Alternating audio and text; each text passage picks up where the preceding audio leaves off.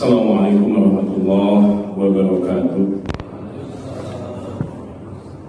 Innal hamdalillah nahmaduhu wa nasta'inuhu wa nastaghfiruh wa na'udzu billahi min shururi anfusina wa min sayyiati a'malina.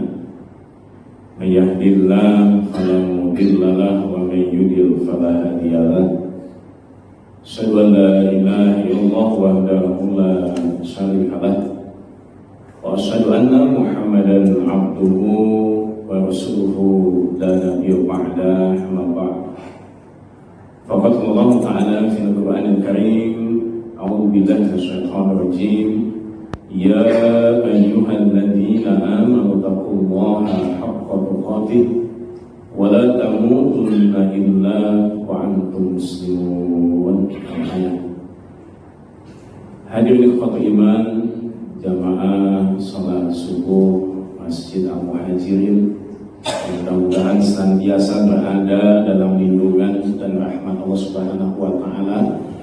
Puja dan puji syukur adalah kita sama-sama aturkan kehadirat Allah Subhanahu wa Ta'ala, Roh yang menggenggam segala hajat hidup makhluk-makhluknya. Alhamdulillah atas izinnya pada kesempatan subuh pagi hari ini kita dapat bermuajahah, bertatap muka, bersilaturahmi dalam rangka menjalankan ketaatan kita di hadapan Allah Subhanahu wa Ta'ala. Ini sama-sama mendirikan ibadah sholat subuh secara berjamaah. Mudah-mudahan dari apa yang kita lakukan untuk dapat hadir di rumah Allah Subhanahu wa Ta'ala ini menjadi penambah amal soleh kita di hadapan Allah Subhanahu wa Ta'ala, sekaligus mampu menggugurkan dosa-dosa kita di hadapan Allah Subhanahu wa Ta'ala. Shalawat dan salam semoga terlimpah pada junjungan kita Nabi Muhammad sallallahu alaihi wasallam, beliau yang telah memberikan bimbingan arahan kepada kita dan juga telah mencurahkan segala daya upayanya untuk memberikan uswah hasanah kepada kita sebagai umatnya. Mudah-mudahan kita sebagai umatnya mampu untuk senantiasa istiqomah, tetap berada di dalam petunjuknya, dan juga mampu untuk senantiasa menghidupkan sunnah-sunnahnya. Hadirin ikhwatul iman, jamaah sholat subuh Masjid Al-Muhajirin, seyogyanya pada kesempatan subuh hari ini yang menyampaikan kajian di masjid ini yaitu guru kita Ustaz Haji Muhammad Faisal Samsi. Dikarenakan beliau ada tugas harus ke Bandung, kemudian dilanjutkan ke Cina ya, hampir 1 pekan ke depan, maka beliau mengamanahkan kepada saya untuk menggantikan beliau mengisi kajian subuh di Masjid Al-Muhajir ini. Mudah-mudahan hadirin ikhwatul iman, niat kita, langkah kita, kekuatan kita untuk dapat hadir di rumah Allah Subhanahu wa Ta'ala ini menjadi nilai kebaikan kita di hadapan Allah Subhanahu wa Ta'ala. Hadirin ikhwatul iman, Rasulullah SAW telah mengingatkan kepada kita semuanya sebagai umatnya bahwa nanti akan datang masa di mana banyak penuh dengan fitnah. Yang fitnah itu nantinya akan kemudian mengguncang keimanan kita sebagai hamba Allah Subhanahu wa Ta'ala. Hal ini beliau tegaskan dalam hadis riwayat Imam Muslim. Rasulullah SAW bersabda, "Badiru bil a'mali fitanan kakitoil lailil muzlim." Kata Nabi, bersegeralah kalian beramal sebelum datang fitnah-fitnah bagaikan potongan malam yang gelap gulita. Kemudian beliau melanjutkan, "Yusbihur rajulu mu'minan wa yumsi kafiran."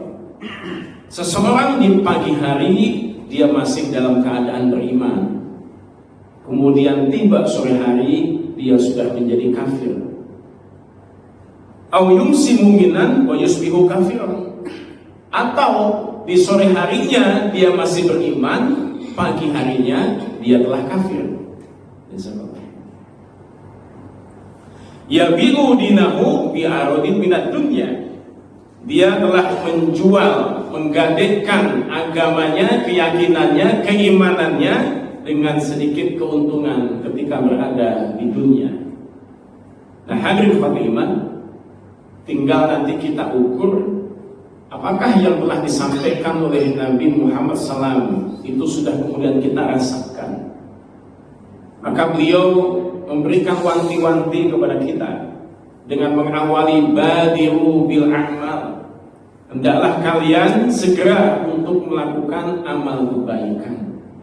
Jangan pernah kita menunda-nunda kesempatan waktu ketika kita ingin melakukan kebaikan.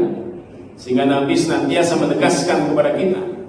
Bahkan kalau kita membaca dalam hadis riwayat Imam Al-Hakim, hadis yang biasa kita dengar yang terkait dengan menjaga 5 perkara sebelum datang 5 perkara, yaitu masa muda sebelum datang masa tua. Kita ketika melakukan amal kebaikan tidak harus menunggu masa tua. Kenapa? Sebab kesempatan, kekuatan kita tidak akan pernah tahu kapan Allah Subhanahu wa Ta'ala memberikan kesempatan yang sama pada diri kita untuk melakukan kebaikan-kebaikan itu. Kemudian sehat sebelum sakit. Paling nikmat ketika kita melakukan ibadah dalam kondisi sehat. Sholatnya bisa sempurna berdirinya, rukuknya, sujudnya, i'tidalnya, salamnya. Tapi kalau kemudian kita dalam kondisi sakit, maka ibadah juga banyak hambatan yang kita lakukan terkait dengan kondisi yang sakit itu. Jangankan ibadah, ketika kita makan dalam kondisi sakit saja, kita tidak selera. Sehingga kalau kita sedang sakit, banyak orang yang besuk kita, bawa buah tangan dan lain sebagainya, maka yang menikmati biasanya yang menunggunya. Jadi kita ngelihat buah-buahan juga kita nggak selera, kita ngelihat berbagai macam kue juga kita nggak selera. Tapi yang menikmatinya adalah orang yang menjaga kita, menunggu kita, merawat kita. Ini menunjukkan betapa luar biasanya nikmat sehat yang untuk senantiasa kita lakukan kebaikan-kebaikan di hadapan Allah Subhanahu wa Ta'ala. Kemudian kaya sebelum miskin. Allah berikan kekuasaan rezeki kepada kita semuanya, maka manfaatkan dari peluang rezeki yang Allah berikan itu untuk melakukan kebaikan-kebaikan sebelum kita jatuh kepada kekurangan dari rezeki itu. Kemudian waktu luang sebelum sempit, hidup sebelum mati. Ini adalah hal-hal yang disampaikan oleh Nabi Muhammad SAW. Nah, hadirin Fatimah, kenapa Nabi menyatakan kepada kita badiru bil a'mal, segeralah kalian melakukan amal kebaikan? Yang pertama, hadirin Fatimah, ketika kita melakukan sebuah amal kebaikan, maka kita yakin dengan keimanan kita bahwa Allah akan membalas dengan melipat gandakan dari kebaikan yang kita lakukan. Misalnya kita melakukan satu kebaikan, maka janji Allah akan membalas minimal 10 kali lipat.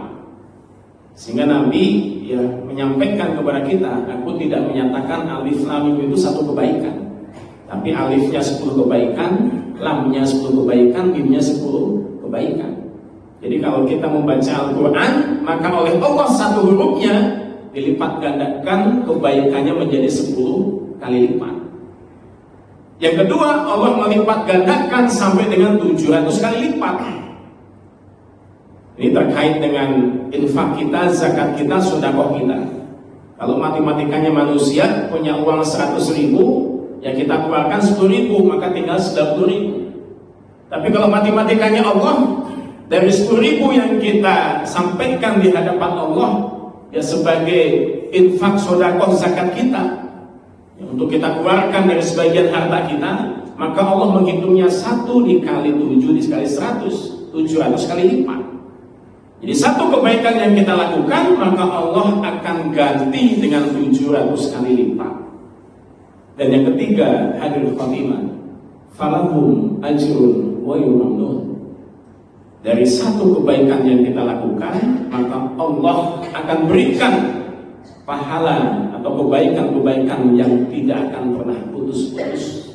Ini janji Allah kepada hamba yang melakukan kebaikan-kebaikan. Allah senantiasa lipat gandakan, kalau tidak 10 kali lipat, 700 kali lipat, atau ya kebaikan-kebaikan yang tidak akan pernah putus. Yang kedua, kenapa kita harus menyegerakan amal kebaikan di hadapan Allah Subhanahu wa taala? Karena hadirin khotimah, kesempatan untuk berbuat baik itu tidak akan datang kedua kalinya. Sementara waktu yang digulirkan oleh Allah Subhanahu wa taala itu senantiasa berjalan. Kita berada di pagi hari, tidak lama kemudian sudah siang hari, tidak lama kemudian sudah malam hari, terus digulirkan oleh Allah. Ketika kita menunda kebaikan itu, maka bisa jadi kebaikan yang akan kita lakukan justru tidak akan kita lakukan. Dan yang ketiga, hadirin khotimah, Allah Subhanahu wa taala mengaminkan permintaan makhluk yang bernama iblis untuk menyesatkan manusia dari jalan Allah Subhanahu wa taala. Kan permintaan iblis kepada Allah hanya 2 saja, hadirin khotimah. Kalau kita minta sama Allah kan banyak. Setiap sholat mintanya macam-macam. Tapi bagi Allah nggak ada masalah. Allah dengan suka ya melihat hambanya yang mengadakan tangan bermunajat di hadapan Allah, meminta apa yang ia butuhkan. Tapi iblis meminta kepada Allah hanya 2. Berikan usia yang panjang sampai yaumil akhir. Yang kedua, ya, meminta agar menggoda manusia dari jalan Allah Subhanahu wa taala. Dan ternyata hadirin khotimah oleh Allah Subhanahu wa taala, 2 permintaannya iblis itu diaminkan oleh Allah Subhanahu wa taala. Usia panjang sampai yaumil akhir, kemudian ya dipersilahkan untuk menggoda manusia dari jalan yang lurus. Bahkan kalau kita membaca dalam hadis riwayat Al-Bukhari, Nabi menyatakan, inna syaitana yajri minal insani majroda. Kata Nabi, sesungguhnya setan itu mengalir melalui peredaran darah manusia. Jadi hebatnya setan dalam menyesatkan manusia dari jalan Allah itu, sampai setan bisa mengalir melalui peredaran darah manusia. Peredaran darah manusia masuk ke dalam hati manusia, kemudian disampaikan kepada akal manusia, rohi manusia, logika manusia, kemudian diucapkan dengan perbuatan, yaitu diucapkan dengan lisan, diamalkan dengan perbuatan. Ini kalau kita menunda-nunda kebaikan, maka bisa jadi setan membisikkan hal yang buruk, kebaikan tidak dilakukan, yang ada keburukan yang dilakukan. Naudzubillah min dzalik, hadirin khotimah. Kalau kita membaca dalam Sirah Nabawiyah, di saat pasca dari perang Tabuk, maka tersiar kabar di Jazirah Arab bahwasanya Nabi Muhammad SAW dan kaum muslimin itu bisa mengalahkan pasukan Romawi. Padahal kalau kita melihat secara peperangan ini tidak terjadi. Heraklius pada saat itu memutuskan untuk tidak keluar benteng dari pertahanan Romawi. Karena Heraklius menyatakan yang kita hadapi itu bukan manusia biasa, tapi seorang nabi. Maka kita akan kalah melawan seorang nabi. Sehingga Heraklius memutuskan agar tidak melawan pasukannya Nabi Muhammad SAW. Tapi sampai di Jazirah Arab, ya terdengar bahwasanya Romawi bisa ditaklukkan oleh pasukan Nabi Muhammad SAW. Maka suku-suku dari Jazirah Arab berbondong-bondong menyatakan 2 kalimat syahadat di hadapan Nabi Muhammad SAW, yang kemudian turun surah An-Nasr. Ya, bagaimana Allah mengabadikan ya orang masuk Islam secara berbondong-bondong. Maka ada, hadirin khotimah, suku yang bernama suku Bani Hanifah, punya masyarakat kurang lebih 100.000 masyarakat, punya warga kurang lebih 100.000. Datang kepada Nabi Muhammad ada 17 utusan dari suku Bani Hanifah. 16-nya langsung menghadap Nabi, kemudian menyatakan 2 kalimat syahadat di hadapan Nabi Muhammad SAW. Tapi 1 orang lagi justru tidak menyegerakan kebaikan itu langsung menghadap Nabi, tapi dia ngobrol dulu dengan para sahabat. Satu sahabat, dua sahabat, terus ngobrol. Maka sahabat menceritakan bagaimana kemuliaannya Nabi, bagaimana pribadinya Nabi, bagaimana akhlaknya Nabi. Begitu datang menghadap Nabi, yang diucapkan bukan dua kalimat syahadat, tapi dia menyatakan di hadapan Nabi Muhammad SAW, bagaimana kalau dunia ini kita bagi menjadi dua, untukku setengah, untukku setengah. Engkau sebagai seorang Nabi dan Rasul, aku juga sebagai Nabi dan Rasul. Yang tadinya mengucapkan dua kalimat syahadat malah mengaku sebagai Nabi. Ini yang dalam surat An-Nabawiyah disebut nama tokohnya, yaitu Musailimah, yang Nabi berikan gelar dengan gelar Al-Kadzab, sehingga namanya Musailimah Al-Kadzab.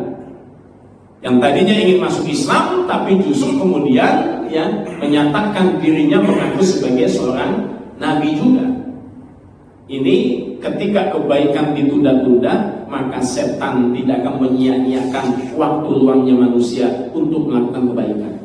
Dihadang, dibisikkan, ya, kemudian manusia ya yang tadinya ingin melakukan kebaikan berubah menjadi keburukan di hadapan Allah Subhanahu wa taala. Kemudian yang kedua, Nabi Muhammad SAW menegaskan fitanan kajidoi lail mudlim. Fitnah itu bagaikan potongan malam yang gelap gulita. Maksudnya bahwa pada masa nanti, pada tahun nanti, pada zaman nanti, ya, pada suatu masa, pada suatu tahun, pada suatu zaman, maka fitnah begitu banyak sehingga manusia tidak bisa membedakan mana yang baik, mana yang buruk, mana yang pantas, mana yang tidak pantas, mana yang halal, mana yang haram. Karena begitu luar biasa fitnah-fitnah yang dihadirkan di hadapan manusia. Sehingga inilah yang kemudian disampaikan oleh Nabi Muhammad SAW dalam hadis riwayat Ibnu Majah dari sahabat Abu Hurairah radhiyallahu anhu. Kata Nabi, sayati alam nasi sanawatul khoda'an. Akan datang tahun-tahun penuh dengan tipu-tipu yang akan menimpa manusia. Jadi kata Nabi, akan datang nanti suatu zaman, suatu masa, tahun, yang tahun itu, zaman itu, masa itu penuh dengan tipu-tipu yang akan menimpa manusia. Nabi menyatakan, yusaddaqu fihal kadhib wa yukadzabu fihas shadiq. Orang yang dusta dianggap sebagai orang yang jujur, sementara orang yang jujur dianggap sebagai pendusta. Kita melihat secara penampilannya seolah-olah itu adalah orang yang jujur, tapi padahal ya dia adalah seorang pendusta. Kita melihatnya sepertinya orang ini adalah pendusta, padahal dia adalah orang yang jujur. Sehingga sulit kita membedakan mana orang yang jujur, mana orang yang tidak jujur.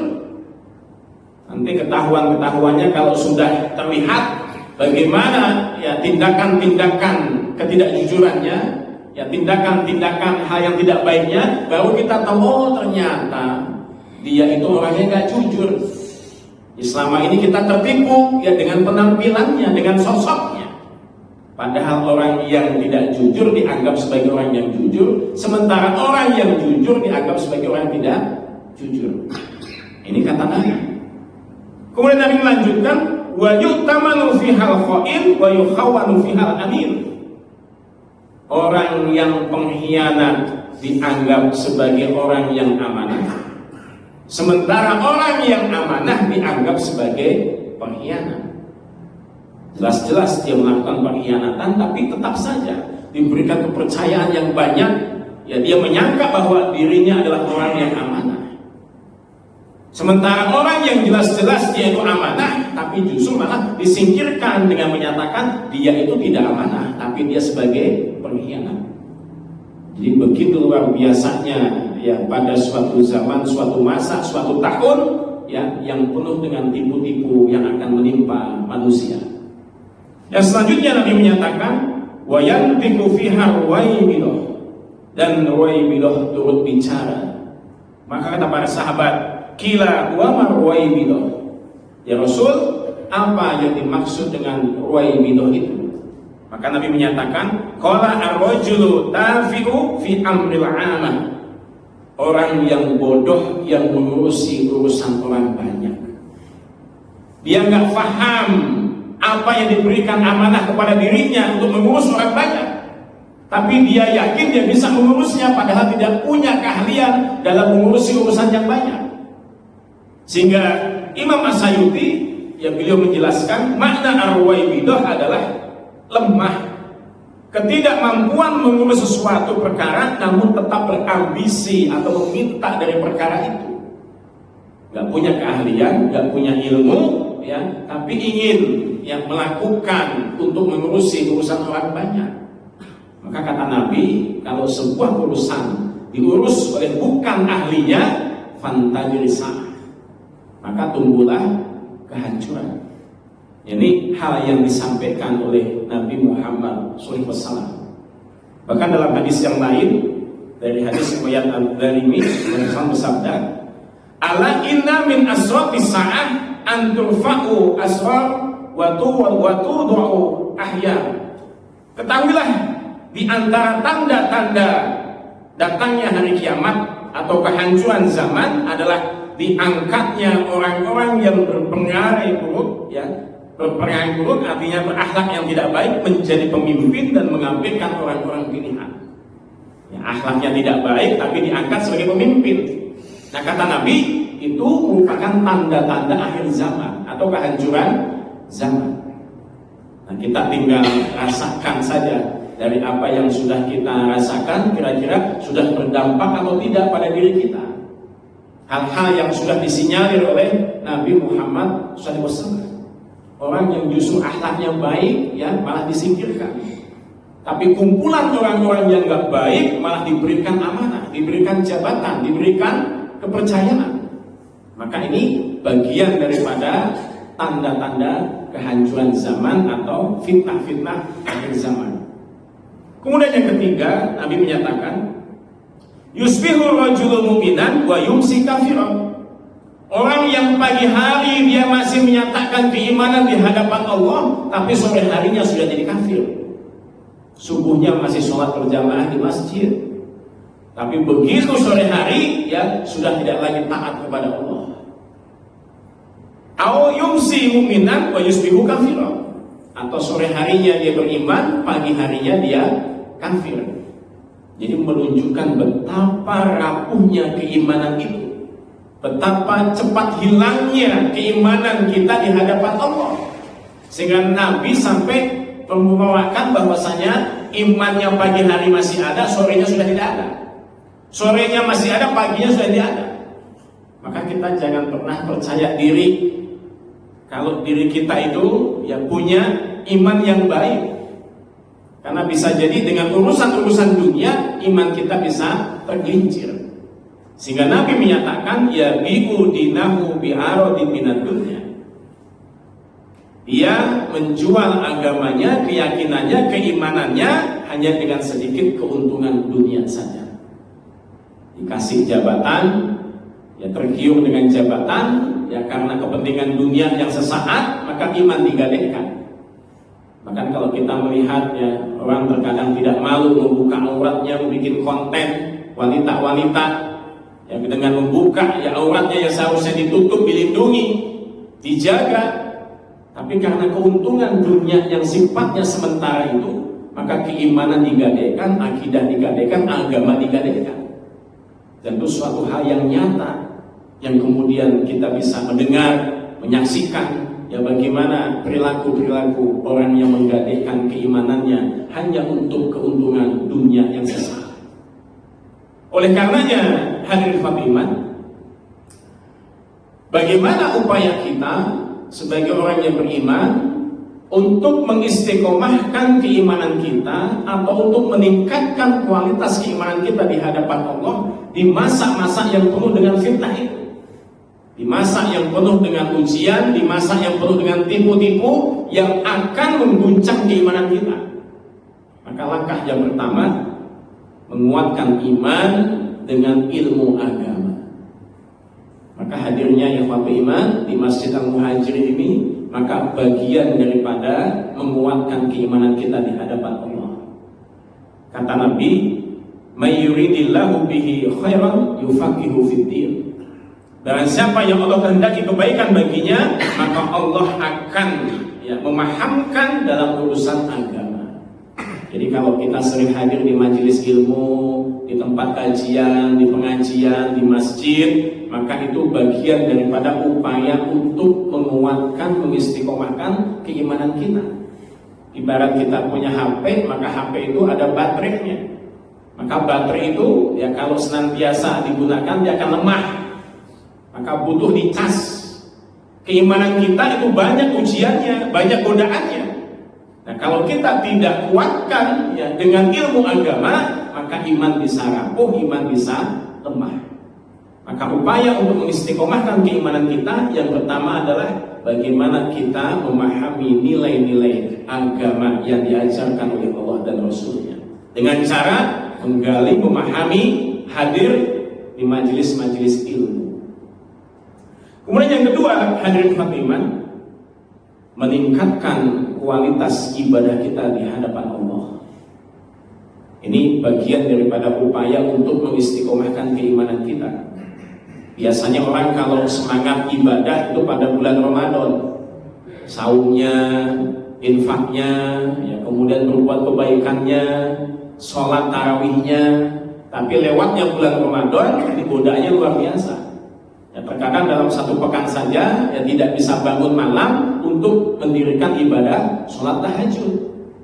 Baca Quran kalau bulan Ramadan 1 bulan bisa khatam 1 kali, 2 kali, 3 kali. Di luar bulan Ramadan membaca 1 halaman saja dalam 1 hari bisa jadi terlewatkan. Maka untuk menjaga kualitas keimanan kita di hadapan Allah dengan cara meningkatkan ibadah kita di hadapan Allah Subhanahu wa Ta'ala. Kita tanamkan bahwasanya ibadah itu sebuah kebutuhan bagi diri kita. Jangan sampai kita menjalankan ibadah hanya bentuknya formalitas.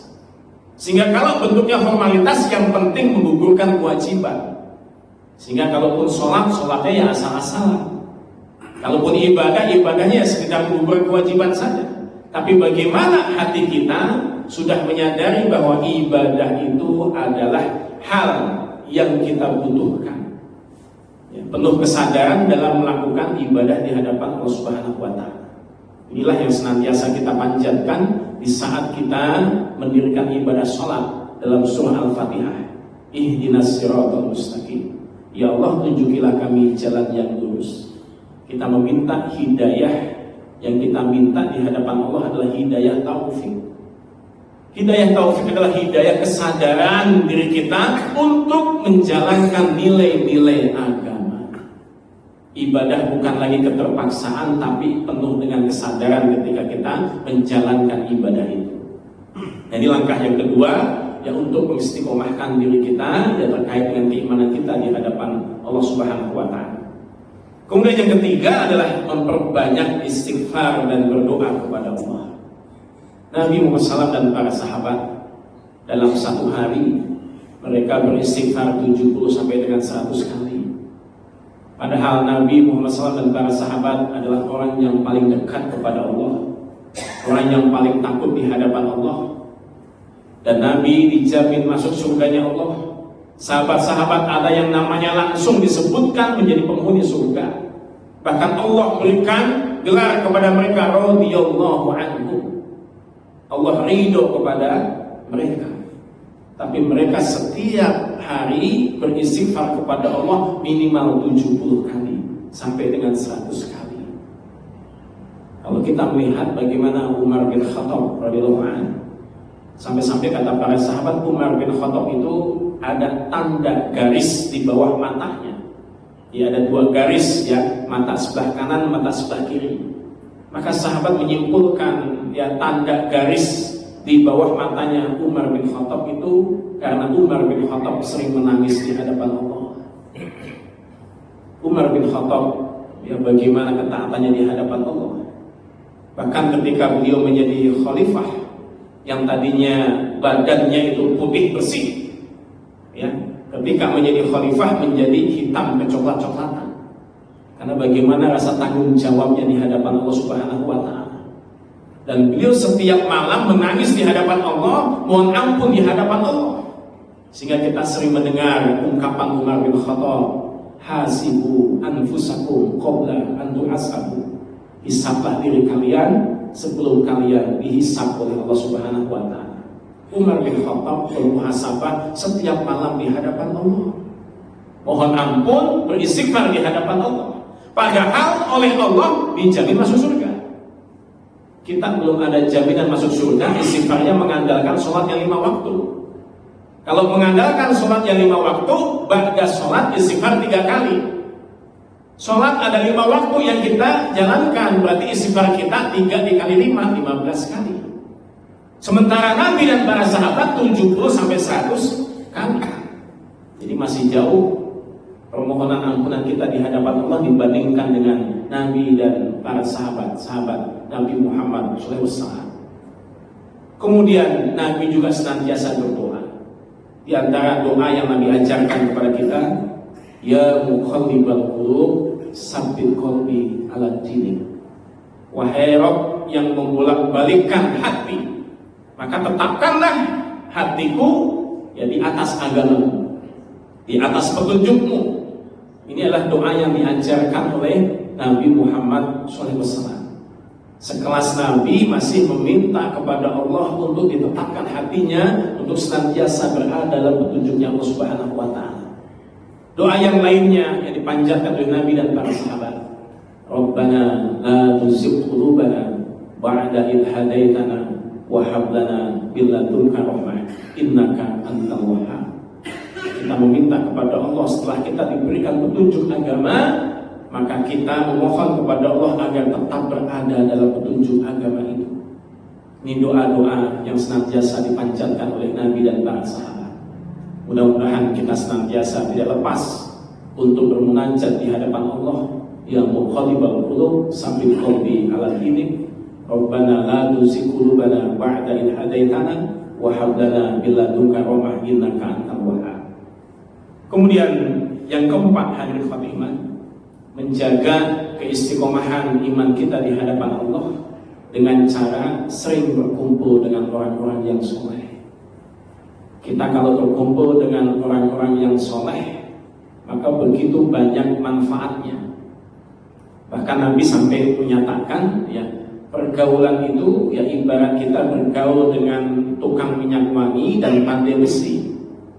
Meskipun kita ya tidak membeli minyak wangi, kita hadir di toko minyak wangi, meskipun tidak beli, maka kita terciptakan oleh wangi daripada minyak wangi itu. Atau kita terkadang melintas di toko minyak wangi, maka sekalipun tidak mampir, tidak beli, maka badan kita pun masih bisa ya ikut ya wangi ya dengan minyak wangi itu. Tapi sebaliknya, ya, kalau kita mendekati orang yang pandai besi, kalaupun kita tidak terkena oleh bara api dari besi itu, maka kita bisa merasakan hawa panas dari besi itu. Ini umpamaan bagaimana kita bergaul dengan orang-orang yang baik, dengan orang-orang yang soleh, dan kita bergaul dengan orang-orang yang tidak baik. Bergaul dengan orang-orang yang baik ya begitu luar biasa.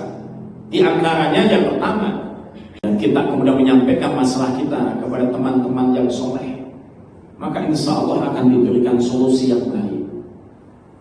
Tapi kalau kita bergaul dengan orang-orang yang tidak baik, kita punya masalah, maka bisa jadi kita semakin dibakar masalah kita, semakin dikompori masalah kita.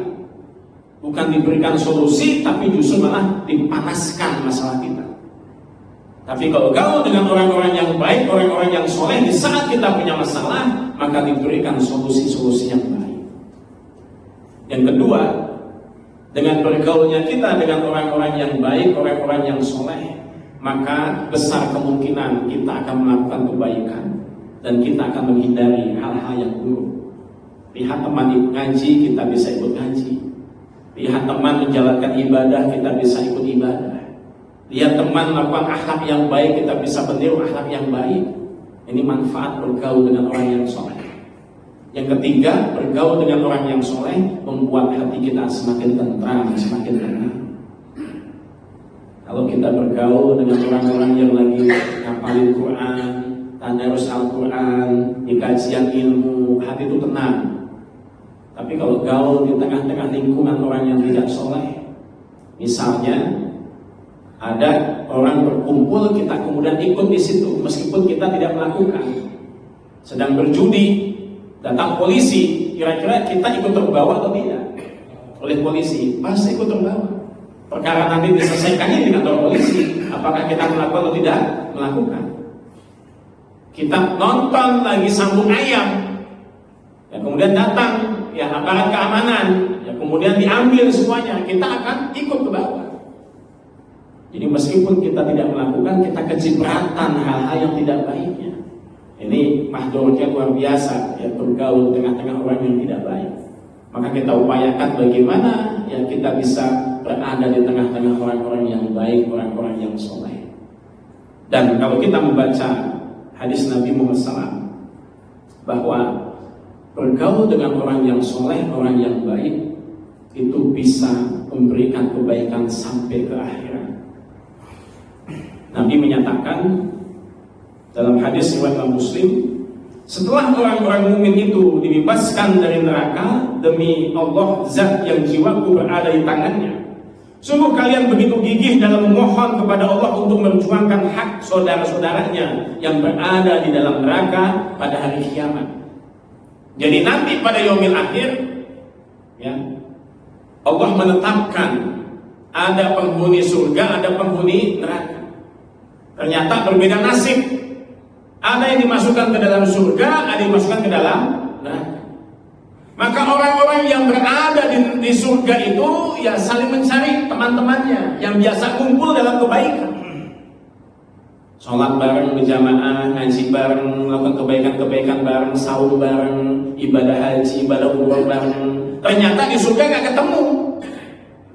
Maka kata hamba-hamba itu yang berada di surga meminta kepada Allah. Sampai kemudian Nabi menyatakan, mereka memohon, wahai Tuhan kami, mereka itu yang tinggal di neraka pernah berpuasa bersama dengan kami, pernah sholat bersama dengan kami, pernah haji bersama dengan kami. Maka Allah menjawab, keluarkanlah dari neraka orang-orang yang kalian kenal.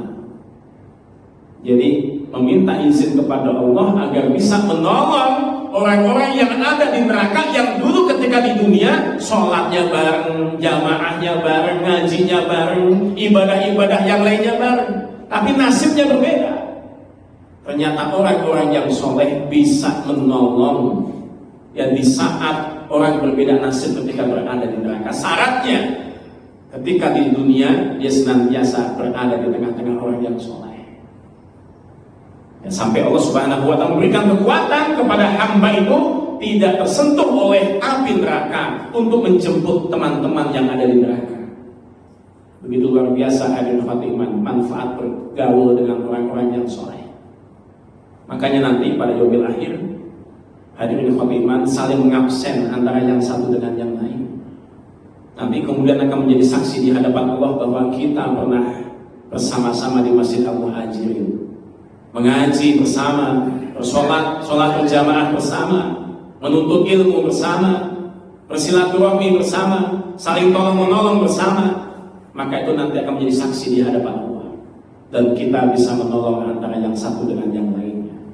Tapi mudah-mudahan ya kita nanti dimasukkan. Terakhir hadirin khatiman, untuk menguatkan keimanan kita di hadapan Allah, kita harus sama-sama meyakini bahwa kehidupan dunia itu sifatnya adalah sementara. Sementara akhirat nanti khalidina fiha abada. Satu harinya dunia dan akhirat berbeda. Satu harinya di akhirat 1000 tahun di dunia. Di padang mahsyar kita diberdirikan oleh Allah di tempat yang lapang tanpa busana. Matahari diturunkan 1 mil di atas kepala kita menunggu kurang lebih 50.000 tahun. Tidak sebanding dengan usia kita di dunia. Yang kata Nabi, usia umatku 60 sampai dengan 70 tahun. Sementara di akhirat satu harinya 1000 tahun. Maka kita sadarkan diri kita bahwa dunia adalah sementara. Maka kita jadikan dunia ini sebagai ladang untuk kita bercocok tanam dengan kebaikan-kebaikan yang insya Allah nantinya pada yaumil akhir kita akan mendapatkan hasil dari apa yang telah kita perbuat terkait dengan kehidupan